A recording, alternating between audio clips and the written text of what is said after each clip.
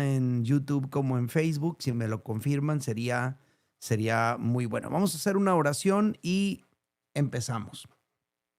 Padre Santo, gracias por esta mañana, gracias por la oportunidad que nos das de estar aquí congregados alrededor de tu palabra. Qué bendición poder tener una comunidad que tiene ese mismo interés de buscarte, de escuchar de ti, de leer tu palabra cada mañana. Por favor, habla en nuestro corazón y que esta lectura pueda edificarnos, retarnos, inspirarnos, que esta lectura pueda producir en nosotros un deseo, Señor, por conocerte más, por avanzar en nuestro caminar contigo. Habla en nuestro corazón, te lo pedimos en el nombre de Jesús y todos decimos amén. Muy bien, vamos a abrir nuestras Biblias entonces en el capítulo 2 de Primera de Timoteo. Les recuerdo, aprovecho para recordarles que la mejor manera de aprovechar esta lectura es que usted tenga su Biblia abierta, que usted tenga su cuaderno ahí a la mano, que usted tenga una plumita ahí para hacer algunas anotaciones, para marcar su Biblia en algunas cosas que pudieran parecerle a usted importantes, ¿sale? Vamos a leer entonces el capítulo 2 de Primera Timoteo. Dice: exhorto ante todo a que se hagan rogativas, oraciones, peticiones y acciones de gracias por todos los hombres, por los reyes y por todos los que están en eminencia, para que vivamos quieta y reposadamente en toda piedad y honestidad. Porque esto es bueno y agradable delante de Dios nuestro Salvador, el cual quiere que todos los hombres sean salvos y vengan al conocimiento de la verdad. Porque hay un solo Dios y un solo mediador entre Dios y los hombres, Jesucristo hombre, el cual se dio a sí mismo en rescate por todos, de lo cual se dio testimonio a su debido tiempo. Para esto yo fui constituido predicador y apóstol, digo en verdad en Cristo, no miento, y maestro de los gentiles en fe y en verdad. Quiero pues que los hombres oren en todo lugar, levantando manos santas, sin ira ni contiendas. Asimismo, que las mujeres se atavíen de ropa decorosa, con pudor y modestia, no con peinado ostentoso, ni oro, ni perlas, ni vestidos costosos, sino con buenas obras, como corresponde a mujeres que profesan piedad. La mujer aprenda en silencio con toda sujeción, porque no permito a la mujer enseñar ni ejercer dominio sobre el hombre, sino estar en silencio, porque Adán fue formado primero después de Eva, y Adán no fue engañado, sino que la mujer, siendo engañada, incurrió en transgresión. Pero se salvará engendrando hijos si permaneciere en fe, amor y santificación con modestia. Muy bien, estos son los 15 versículos del capítulo 2 de Primera de Timoteo. Mi pregunta de siempre: si algo les llamó la atención, si algo les pareció significativo, les invito que me lo comenten, que me lo escriban, que me lo hagan saber, dejándomelo ahí en la parte de abajo, en un comentario. Se los voy a agradecer mucho. Quiero darle la bienvenida a todos los que fueron llegando durante la lectura. Qué bueno que ya están aquí, bienvenidos. Y ya que estamos todos aquí, les invito a que le den like a esta transmisión. Quienes aún no lo hayan hecho, denle like, porfis, esto es bueno para la transmisión. Número 2, quiero invitar a todos aquellos que tal vez no se han suscrito al canal, que se suscriban. Esto es bueno también para que sigamos creciendo en las redes sociales. Número 3, quiero invitarles que si en la medida que se va desarrollando esta lectura algo te llama la atención, pues me lo dejes saber, me lo escribas, me pongas un comentario en la parte de abajo y me agregas, porfis, desde donde me ves. Y por último, quiero invitarles a que compartan esta lectura con otros, porque leer la Biblia es bueno, así que hay que compartir eso bueno con los demás. Un traguito de café y seguimos.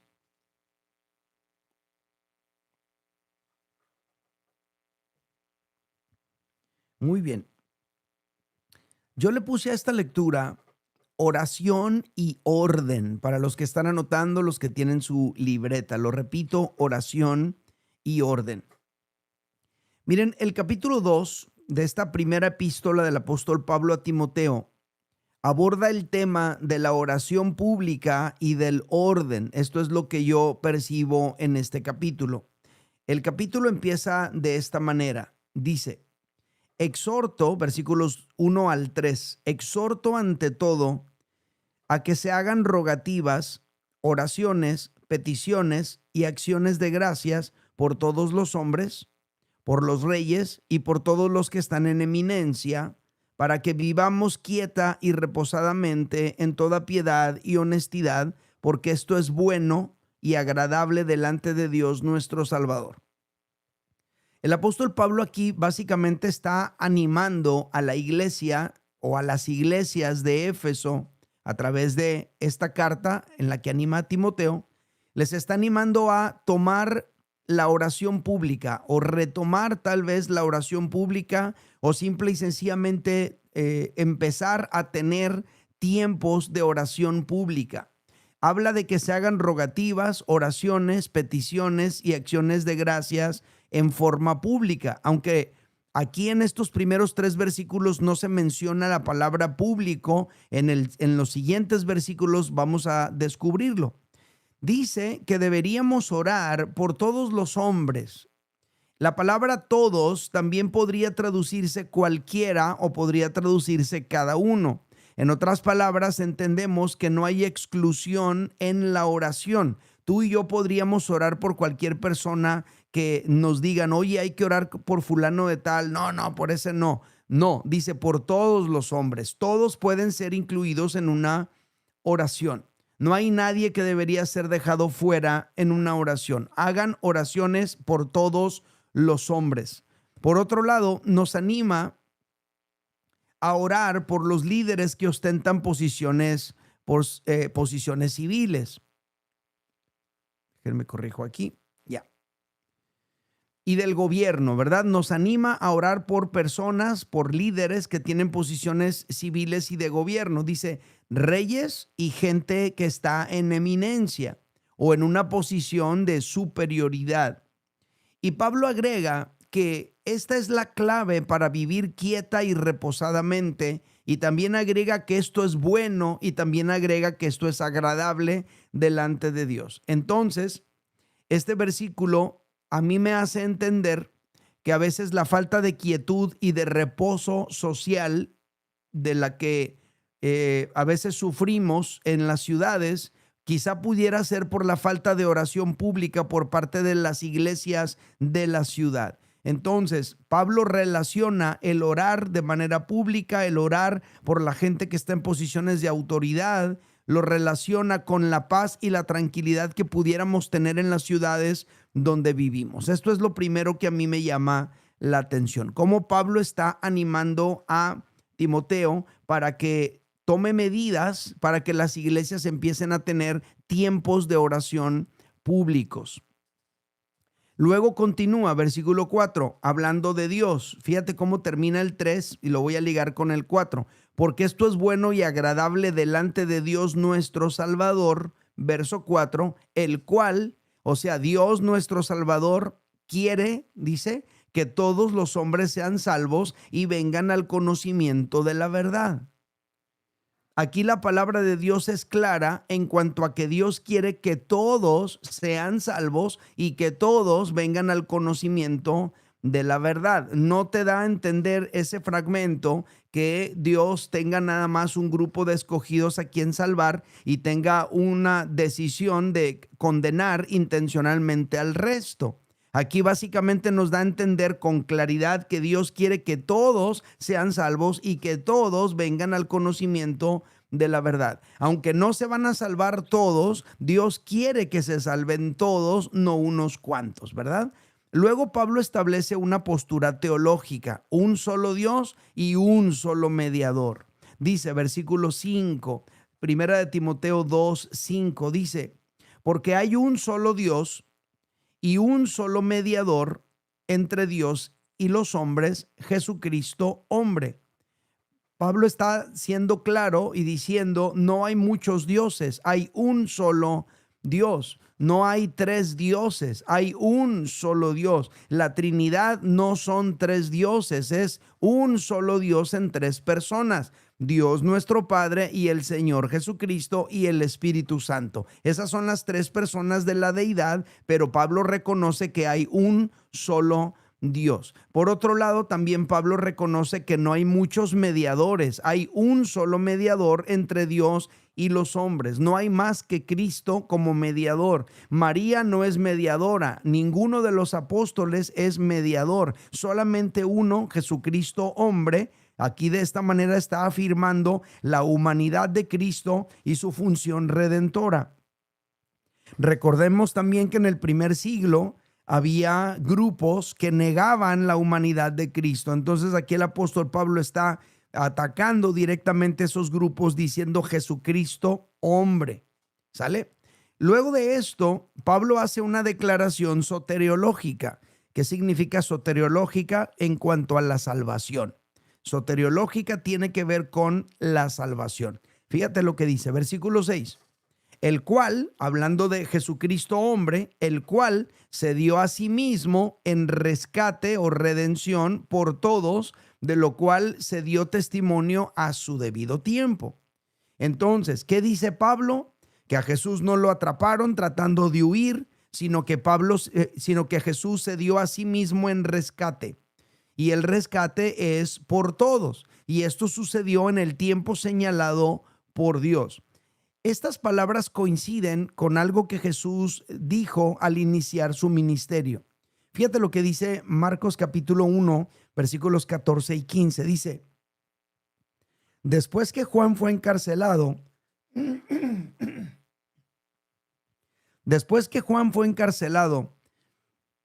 Jesús vino a Galilea predicando el evangelio del reino de Dios y diciendo, fíjate lo que dice, el tiempo se ha cumplido.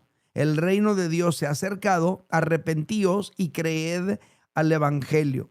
Fíjate cómo lo dijo Pablo, el cual se dio a sí mismo en rescate por todos, de lo cual se dio testimonio a su debido tiempo. Y Jesús está diciendo, el tiempo se ha cumplido, ¿sale? Entonces, Jesús apareció y llegó en un momento específico de la historia, no llegó antes, no llegó después, llegó en el tiempo señalado. Y también Pablo está diciendo que Cristo se dio en rescate por todos. Ahora, sí tengo que aclarar que esa palabra todos que menciona el apóstol Pablo en el versículo 5 y en el versículo 6 es un ataque directo a los judaizantes que consideraban que la salvación era solo para los judíos o solo para aquellos que cumplieran la ley de Moisés.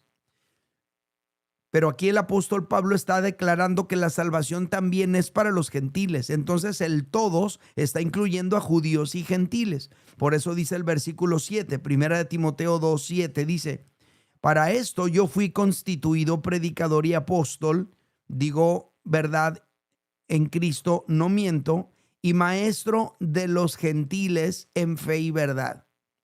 Entonces Pablo está reconociendo que precisamente por esto, porque la salvación es para todos y no exclusiva de los judíos, sino para todos, es decir, para judíos y gentiles, él, el apóstol Pablo, fue constituido como maestro de los gentiles en fe. ¿Sale? Luego Pablo retoma y cierra el asunto de la oración pública diciendo, versículo 8, quiero pues que los hombres oren en todo lugar. Por eso estoy mencionando el término oración pública, porque Pablo está diciendo, quiero que oren en todo lugar. Y luego dice, levantando manos santas, sin ira ni contienda. Entonces, ¿qué entendemos aquí? Que la oración no es exclusiva del edificio donde nos reunimos, no es exclusiva del salón que rentamos para reunirnos y congregarnos. No es exclusivo al salón de la iglesia o a las reuniones en casa de la iglesia. La iglesia debemos orar en todo lugar. En un parque, en una plaza, en un lugar público. Y esto a mí me habla de la importancia de orar en lugares públicos y estratégicos. Sin embargo, creo que lo más importante, además de que es importante orar en lugares públicos, creo que lo más importante es la condición espiritual de la persona que está orando, porque habla de levantando manos santas, sin iras ni contiendas. Contiendas son pleitos, contender, pelear, ¿sale? Entonces está hablando de que hay que orar pero levantando manos santas, es decir, que tiene que haber congruencia. No puede ser que yo estoy pretendiendo ser una persona de mucha oración, pero al mismo tiempo participar en situaciones que son contrarias a la palabra de Dios o contrarias a la voluntad de Dios. Pablo nos llama a levantar manos santas y luego dice sin iras ni contiendas. Entonces, no nada más importa la oración, también importa el que ora. Luego, después de que toca todo este tema de la oración pública y de que da esta explicación soteriológica y teológica, Pablo aborda el tema de las mujeres, su atavío y su posición en el orden de autoridad. Dice el apóstol Pablo, versículos 9 al 10. Asimismo, que las mujeres se atavíen de ropa decorosa con pudor y modestia, no con peinado ostentoso, ni oro, ni perlas, ni vestidos costosos, sino con buenas obras, como corresponde a mujeres que profesan piedad.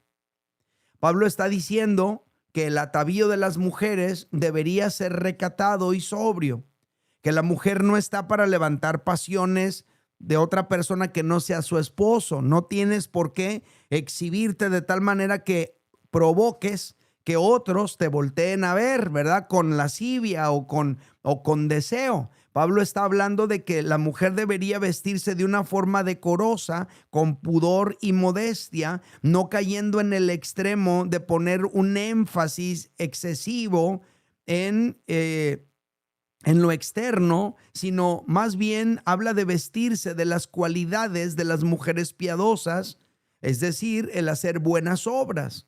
¿Como cuáles buenas obras? Bueno, Pablo mismo lo menciona en 1 Timoteo 5:10. Te lo leo. 1 Timoteo 5:10 dice que tenga testimonio de buenas obras. Si ha criado hijos, es decir, que pone atención a sus hijos, los ha criado con dedicación. Si ha practicado la hospitalidad, si ha lavado los pies de los santos, es una práctica que al parecer en el primer siglo las iglesias llevaban a cabo. Si ha socorrido a los afligidos, es decir, participado en alguna especie de ministerio de misericordia, si ha practicado toda buena obra. Entonces el apóstol Pablo está diciendo que las mujeres, más que poner todo su énfasis en verse llamativas, atractivas y poner todo su énfasis en su aspecto externo, deberían más bien poner su énfasis en el interior, ser personas serviciales, personas que ayudan, personas que tienen una manera de ser piadosa, ¿verdad? Después de esto, Pablo aborda el rol de la mujer en el liderazgo y en la enseñanza y en la autoridad. Dice, versículos 11 al 14, la mujer aprenda en silencio con toda sujeción, porque no permito, dice Pablo, a la mujer enseñar ni ejercer dominio sobre el hombre, sino estar en silencio, dice Pablo. Y luego da razones, dice, versículo 13, porque Adán fue formado primero, después Eva, y Adán no fue engañado, sino que la mujer, siendo engañada, incurrió en transgresión. Pero se salvará, dice, engendrando hijos si permaneciere en fe, amor, santificación, con modestia. Una vez más, abordando el asunto de la modestia. Pablo está estableciendo el rol de la mujer de acuerdo al plan de Dios desde el principio, y esto lo tenemos que comprender. El hombre es cabeza y la mujer es ayuda idónea y madre. Así es como Pablo está estableciendo el orden de Dios en cuanto al principio de autoridad, en cuanto al cómo deberían funcionar las cosas, tanto en la familia como en la iglesia. El hombre es cabeza, la mujer es ayuda idónea y madre. ¿Sale? Por eso insiste en que la mujer no debería ejercer dominio sobre el hombre. ¿Por qué no? Pues porque el hombre es puesto como cabeza y la mujer como ayuda idónea y madre. ¿Sale? Esto es a nivel general un establecimiento de este concepto. El mensaje aquí es que la mujer debe estar bajo autoridad. El mensaje aquí es que en el orden de Dios, el hombre fue establecido como líder, como cabeza, como autoridad. Y luego presenta Pablo el argumento de la creación. El hombre fue creado primero. Luego presenta Pablo el argumento de la caída. La mujer fue quien fue engañada.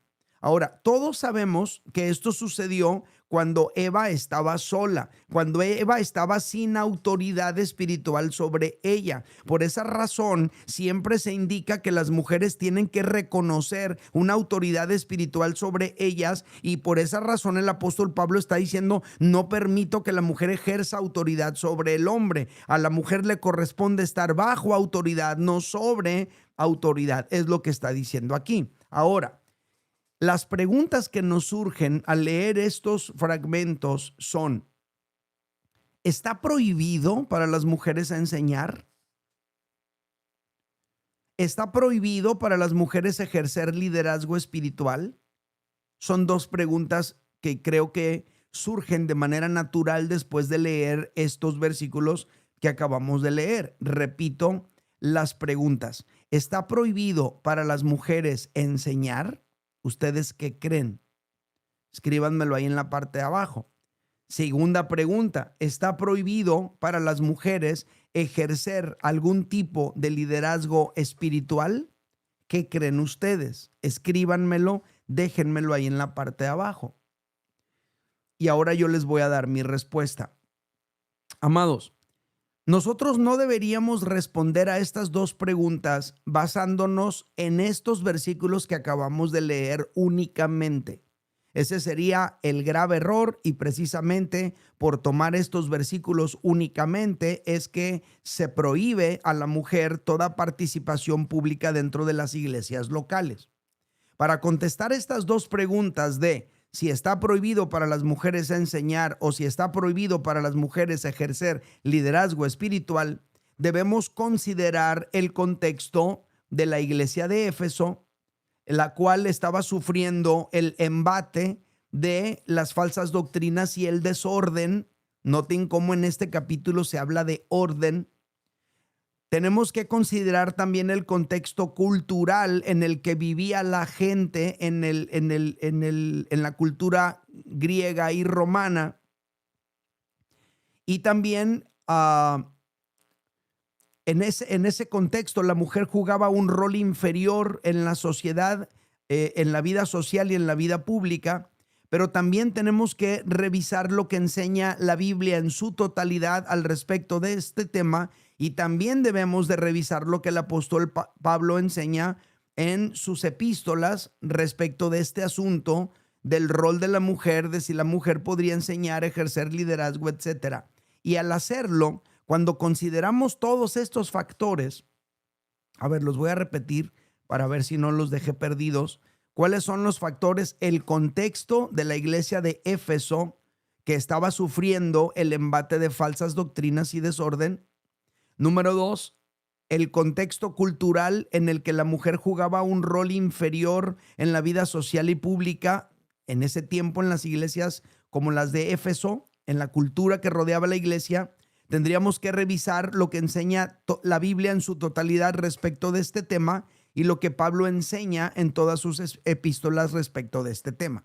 Entonces, considerando esto, entendemos lo siguiente. Dios estableció al hombre para encabezar el liderazgo y la autoridad espiritual, no la mujer. Lo repito, Dios estableció al hombre para encabezar el liderazgo, no a la mujer. Sin embargo, en el Antiguo Testamento, por ejemplo, nosotros encontramos algunas expresiones, o más bien algunas excepciones de mujeres cumpliendo con la función de líder, como por ejemplo, Débora, jueza de Israel; Hulda, profetisa en tiempos de Josías, la cual provocó un gran avivamiento espiritual en la nación. Acuérdate que el profeta era un predicador, era una persona que traía una palabra de parte de Dios. Número 3, Abigail, que asumió la misión diplomática que evitó la guerra entre David y los hombres de Nabal. La reina de Saba, que vino a visitar a Salomón como representante de una nación. Entonces, en el Antiguo Testamento tenemos ejemplos claros de mujeres ejerciendo liderazgo. ¿Sale? Por otro lado, Pablo reconoció en repetidas ocasiones el liderazgo y el ministerio de las mujeres, como en el capítulo 16 de Romanos. En ese capítulo 16 de Romanos se mencionan a varias mujeres que ejercían liderazgo. Y cuando habla, por ejemplo, de Febe, diaconisa de la iglesia de Cencrea, ese término diácono o diaconoi del griego implica también el compartir la palabra, el ejercer liderazgo. Ahora, aunque significa servicio, diácono es servidor, pero no nada más se traduce servidor. También tiene otras implicaciones esa palabra. Considerando todo esto, yo entiendo que las mujeres tienen la capacidad de encabezar el liderazgo y en ciertas ocasiones las mujeres toman el lugar del varón. Tengo que aclarar que este no es el ideal de Dios, como tampoco lo es el divorcio, por ejemplo. Pero entiendo en la palabra de Dios que en determinadas circunstancias y momentos Dios ha concedido esta situación. Por ejemplo, el que Moisés permitiera carta de divorcio no era necesariamente la voluntad perfecta de Dios, pero lo hizo Dios para dignificar a la mujer a la cual estaban atropellando los hombres simplemente echándolas para la calle. Dios dice, no la puedes tratar así. En este caso, el hecho de que mujeres hayan tenido posiciones de autoridad y que hayan ejercido liderazgo está directamente relacionado con la ausencia del varón. Entonces, el liderazgo de la mujer no es para competir con el liderazgo del hombre en términos de igualdad como lo plantea el feminismo. No, definitivamente no. El liderazgo de la mujer tampoco es para desplazar al hombre y hacerlo a un lado. No, definitivamente no. El liderazgo de la mujer no es para reemplazar al hombre y tomar sus posiciones. No, definitivamente no. Pero el liderazgo de la mujer sí es para ayudarlo, para complementarlo y para fortalecerlo. Y cuando el hombre falta, la mujer puede tomar esa posición, como en la familia, por ejemplo. Imagínate en una familia donde desgraciadamente el padre falta, ha muerto o cualquier situación que pudiera presentarse, ¿quién asume el liderazgo? La mujer, la madre. No es necesariamente el ideal, no es lo que se hubiera preferido, pero es una circunstancia especial que ocurrió. Entonces, en este caso aplica igual. Habiendo explicado esto, nos vamos a lo siguiente. El capítulo termina con una declaración soteriológica. Dice, se salvará. La salvación es para las mujeres también. Y se salvará si permanece en fe, amor y santificación. Cuando dice criando hijos, inmediatamente piensa, a ver, ¿cómo? O sea que las mujeres se salvan teniendo hijos. No nos confundamos. Por eso dijimos al principio que el rol de la mujer es ser ayuda idónea y madre, ¿sale? Pero cuando Pablo dice se salvará, dice claramente si permanece en fe, amor y santificación.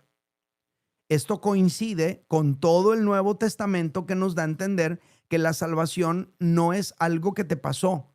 La salvación es un proceso en el que estamos, el cual se va a consumir en el futuro cuando Cristo venga o cuando nosotros nos vayamos con Él.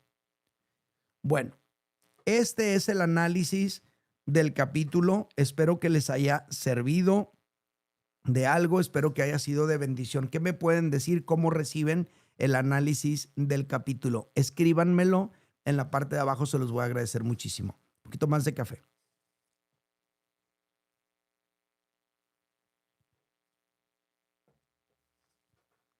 Muy bien. Quiero agradecerle a Julián Osuna, agradecerle también a Gloria Velázquez, agradecerle a Alba Nungaray, agradecerle a Cecilia Martínez, agradecerle también a Lida Díaz Carrión. Muchísimas gracias por apoyar este canal, muchísimas gracias por valorar este trabajo. Que Dios les bendiga, que Dios les guarde, que Dios supla sus necesidades, que nada les haga falta jamás, que el Señor se encargue de ustedes y que Él vaya siempre al frente proveyendo cualquier cosa que pudiera hacerles falta. Si alguien más quiere apoyar este canal y de alguna manera mostrar su apreciación por este trabajo, La manera de hacerlo es, número 1, puedes seguir el link de PayPal que está en la descripción. Número 2, puedes seguir el link que te lleva a hacerte miembro de mi canal de YouTube. Sería padre, ya llevamos 11 miembros. Número 3, también puedes apoyar utilizando los recursos de la plataforma, como en Facebook, las estrellitas, o en YouTube, los super chat, super thanks, super stickers. Eso también es la forma de apoyar. Bueno, gracias de antemano. Seguimos adelante. Por cierto, estas tablitas que tengo atrás, pensé que venían 3, nomás me llegó una. Voy a tener que comprar otras 2 para completar, pero esto se adquirió con lo que ustedes aportan y les agradezco mucho, mucho por apoyar este canal. Muy bien, seguimos adelante entonces. ¿Qué lecciones nos deja este capítulo? A mí me deja 3 lecciones y las quiero compartir con usted. Número 1, la oración pública está relacionada con la paz social. Lo repito, la oración pública está relacionada con la paz social. Amados, la oración es importante para la paz social. En el Antiguo Testamento, el profeta Jeremías dijo esto. Te lo comparto. Jeremías 29:7. Le dice Dios a través de Jeremías al pueblo de Judá que fue trasladado a Babilonia después de que Jerusalén fue destruido. Le dice Dios al pueblo: y procurad la paz de la ciudad a la cual os hice transportar, y rogad por ella. ¿Por qué? Por la ciudad y por la paz a Jehová. Rogad por ella, porque en su paz, la paz de la ciudad, tendréis vosotros paz. ¿Qué le está diciendo Dios a los judíos que fueron llevados cautivos a Babilonia? No estén renegando de la ciudad donde viven, no estén renegando del país donde viven, no se estén quejando a donde han sido llevados. Procuren la paz de la ciudad a la cual os hice transportar. Rogad por ella a Jehová, porque en su paz tendréis vosotros paz. Les está diciendo Dios, les conviene orar por la ciudad donde van a vivir, porque si la ciudad tiene paz, ustedes van a tener paz también. Si la ciudad está tranquila, ustedes van a tener tranquilidad. Y Dios les dice, oren por eso, oren por eso. Ahora el apóstol Pablo, en 1 Timoteo 2, versículos 1 y 2, dice, exhorto ante todo a que se hagan rogativas, oraciones, peticiones y acciones de gracias por todos los hombres, por los reyes y por todos los que están en eminencia. Y fíjate, ¿para qué o cuál debería ser el resultado de esto? Para que vivamos quieta y reposadamente en toda piedad y honestidad. Entonces aquí la palabra de Dios nos da a entender que la oración y la paz social están estrechamente relacionadas. Que si queremos paz en la ciudad, es importante tomar acciones en cuanto a la oración. Ahora, lamentablemente, nuestras reuniones de oración por la paz se convocan solamente en momentos críticos y no de manera constante y sistemática. Las iglesias deberíamos tener un ministerio de oración constante y no nada más reunirnos a orar cuando hay crisis. Entonces, en lugar de orar cuando todo está mal en la ciudad y en el país, nosotros deberíamos orar de manera sistemática y constante. Deberíamos orar siempre.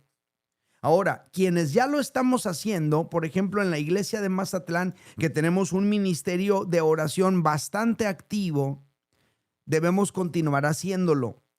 Quienes no lo están haciendo, si en tu iglesia, amado pastor que me acompañas, no hay una reunión de oración de manera sistemática o no hay ministerios de oración participando de manera constante, es un ministerio que se debería de empezar. Porque si queremos vivir en paz, entonces debemos orar por la paz y enseñar a nuestros hijos también a orar por la paz. Obviamente, el ministerio de oración lo tiene que encabezar alguien que tenga ese llamado. Y las iglesias que tenemos personas con un llamado específico a la oración, somos iglesias afortunadas. ¿Y sabes qué? Yo creo que cada iglesia debería tener a alguien con esa carga. En la iglesia de Mazatlán hay varios ministerios, varios grupos de oración que están orando de manera constante durante la semana. Siempre lo están haciendo. En la iglesia de Mexicali, ¿verdad? Está también un grupo de oración siempre participando en las reuniones antes de que empecemos la reunión del domingo. Eso es constante y sistemático, y también los viernes.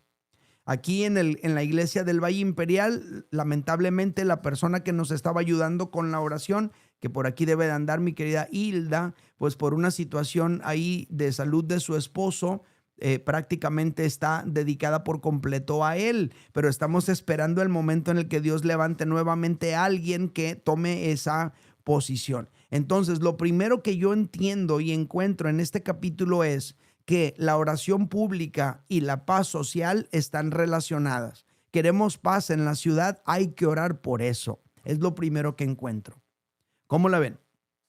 Número 2, lo segundo que me deja, la segunda lección es esta. La oración debe ser respaldada por una vida santa. Lo voy a repetir. La oración debe ser respaldada por una vida santa.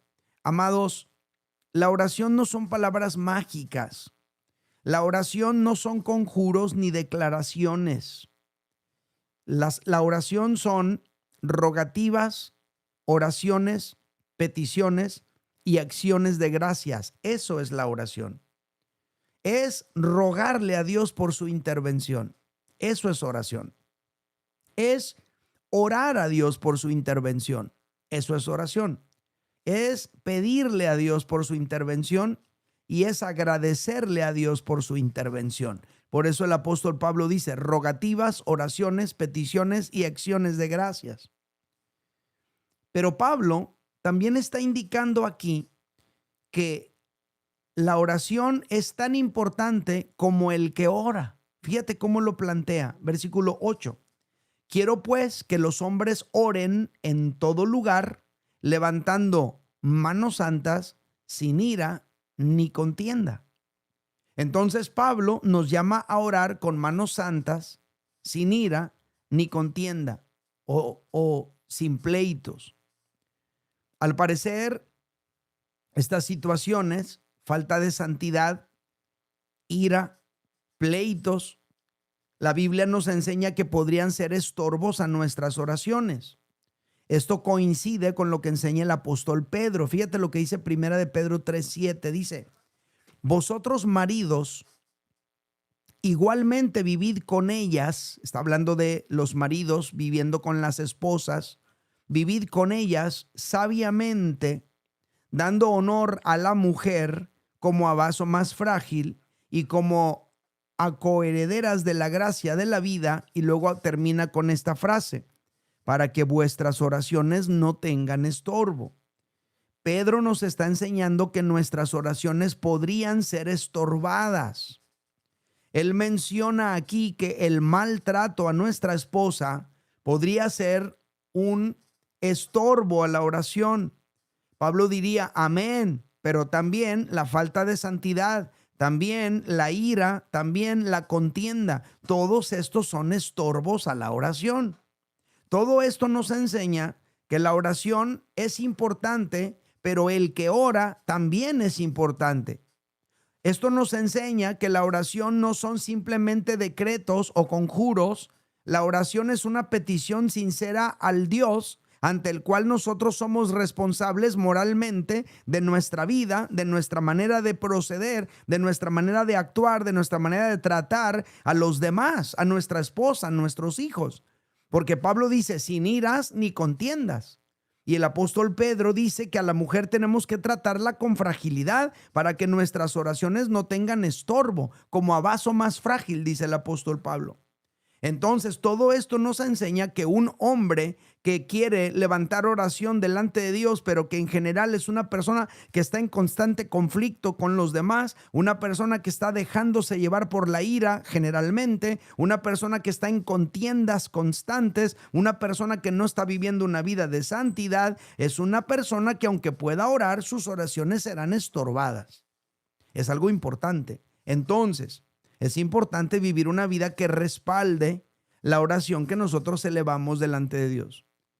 La oración es importante, pero el que ora también es importante.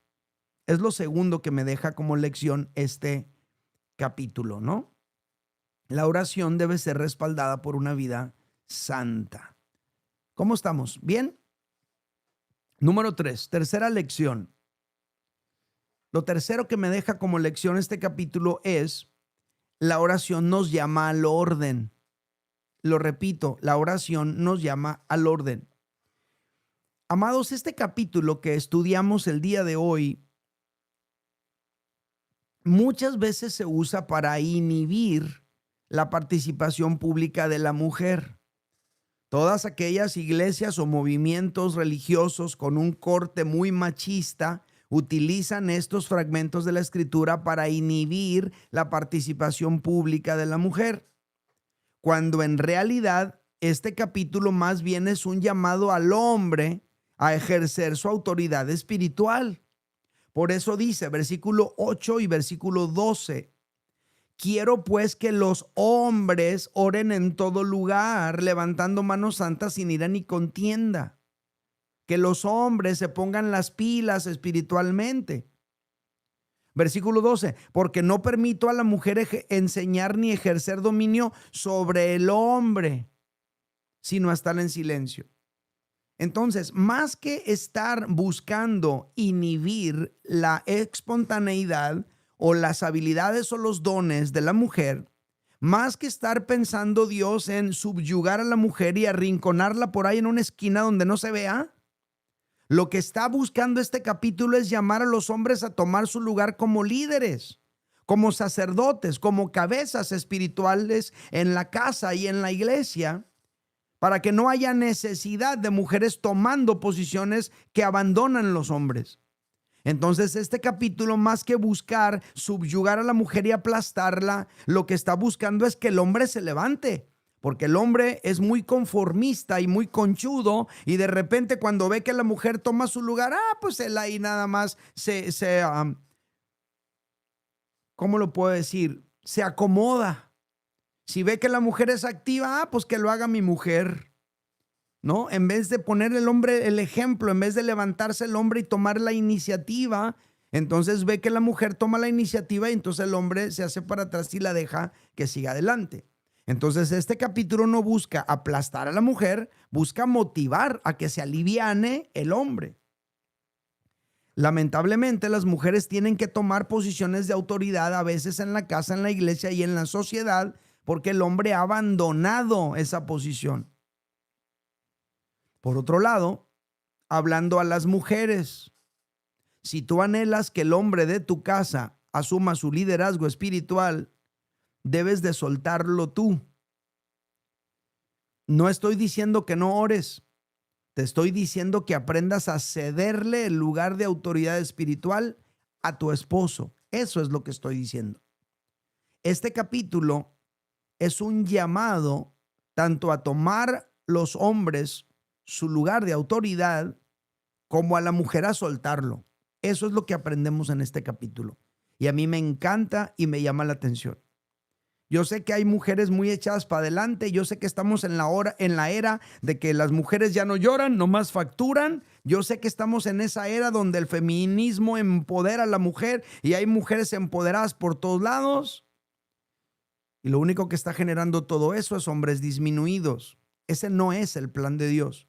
Y este capítulo está haciéndole un llamado a los hombres a levantarse, a ejercer su posición de autoridad. Ahora, mujer, si no hay un hombre a tu lado, porque ese hombre ha muerto o porque aquel hombre no fue responsable y se largó, en vez de asumir su posición a tu lado, pues te va a tocar ejercer autoridad. Pero si tienes un hombre a tu lado, entonces de ti depende mucho que ese hombre tome su lugar de autoridad en el hogar y en todo lo demás. ¿Sale? Bueno, este es el capítulo de hoy. Espero que haya sido bendición para sus vidas. Conclusión. Amados, la oración y el orden van de la mano. Lo repito, la oración y el orden van de la mano. La falta de orden, la rebeldía, la contienda, la falta de santidad estorban nuestras oraciones. La oración llama a los hombres a tomar su lugar, a ejercer su autoridad espiritual en lugar de soltárselo a su esposa. A los hombres que están aquí presentes les hablo: hombre, toma tu lugar, toma tu posición. Dios pensó que tú serías cabeza de tu hogar. Dios pensó que tú estarías al frente de las causas y que tu esposa sería ayuda idónea para ti. Si tú cedes tu posición de autoridad, ella lo tomará. Y si tú ves que tu esposa ha tomado esa posición de autoridad, quizás es porque tú la soltaste en un momento dado, retómalo. Que el Señor te dé la gracia, la capacidad para hacerlo. Vamos a orar. Señor, gracias por tu magnífica palabra que nos ubica, que nos alinea, que nos dirige para no perder el rumbo en nuestra vida. Señor, te necesitamos muchísimo. Necesitamos tu dirección. Necesitamos tu gracia sobre nosotros. Muchas gracias por tu palabra que está allí para que no nos perdamos, para que no nos confundamos, para que no nos desviemos. Gracias por tu magnífica palabra que nos ordena, nos establece, nos dirige. Muchísimas gracias, Padre. Señor, ayúdanos a los hombres a tomar nuestra posición de autoridad, la cual tú pensaste que nosotros deberíamos tomar. Y también ayuda a las mujeres a que ubiquen su posición dentro del orden de autoridad, que puedan ejercer ese don de ayudar, de ser ayudas idóneas dentro del hogar y dentro del ministerio, y que puedan desarrollar su llamado también con pasión, con excelencia, con entrega. Señor, y yo aprovecho este tiempo de oración para bendecir a mis hermanos aquí congregados, para pedirte de favor que esta palabra cumpla su propósito en cada uno, que puedan amarte más, servirte más, comprometerse más contigo, enamorarse más de ti, buscarte con más pasión y entrega, y que con el paso del tiempo su relación contigo, Señor, se vuelva más estrecha y más profunda. Que tu gracia y tu favor los rodeen donde quiera que estén. Te doy gracias por su compañía cada mañana leyendo la palabra juntos. Te pido que los protejas de todo peligro, que no los dejes caer en tentación, pero que los libres del mal. Guárdalos de todo accidente y en especial guárdalos de todo acto violento y trágico de las ciudades donde vivimos. Que tu amor y gracia siga estando con nosotros. Úsanos como luz del mundo y sal de la tierra, y permítenos proclamar ese evangelio que tú quieres que todo mundo escuche, porque tú no quieres que ninguno se pierda, sino que todos procedan al arrepentimiento. Señor, gracias por tu palabra de hoy, en el nombre de Jesús. Y todos decimos en voz alta: amén. Muy bien, familia, pues esta es la lectura de hoy. Espero que les haya bendecido tanto como a mí. Muchísimas gracias por acompañarme. Gracias por leer conmigo. Los dejo por ahora. Primero Dios, nos vemos mañana para cerrar semana. Gracias a todos por venir. Bye bye.